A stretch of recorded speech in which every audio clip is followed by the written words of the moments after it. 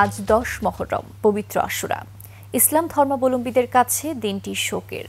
61 হিজরির এই দিনে ফোরাত নদী তীরবর্তী কারবালার ময়দানে শহীদ হন মহানবী হযরত মুহাম্মদ সাল্লাল্লাহু আলাইহি ওয়াসাল্লামের প্রিয় দৌহিত্র ইমাম হোসেন রাদিয়াল্লাহু তাআলা আনহু। ইসলাম ধর্ম মতে 10 মহরম আশুরার দিনেই কিয়ামত অনুষ্ঠিত হবে। কালার এক্সপার্ট জর্জ স্যাপ এবং মাইল্ড অন হ্যান্ডস টেকনোলজি সমৃদ্ধ অরিক্স ক্রিস্টাল ওয়াশ আপনার লন্ড্রি এক্সপার্ট। পবিত্র হাদিস শরীফে এসেছে, মহানবী সাল্লাল্লাহু আলাইহি ওয়াসাল্লাম এই দিনে রোজা রাখতেন। কারবালার শোকাবহ স্মরণ ছাড়াও মুসলমানদের কাছে 10 মহরম গুরুত্বপূর্ণ দিন।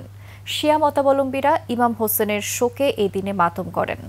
রাজধানী সহ দেশের বিভিন্ন স্থানে হয় তাজিয়া মিছিল। এক বাণীতে প্রধান উপদেষ্টা অধ্যাপক মোহাম্মদ ইউনুস বলেছেন, পবিত্র আশুরা জুলুম ও অবিচারের বিপরীতে সত্য ও ন্যায় প্রতিষ্ঠায় মানবজাতিকে শক্তি ও সাহস যোগাবে। তিনি সমাজের সাম্য, ন্যায় ও শান্তি প্রতিষ্ঠার পাশাপাশি মুসলিম উম্মার ঐক্য ও সংহতি কামনা করেন।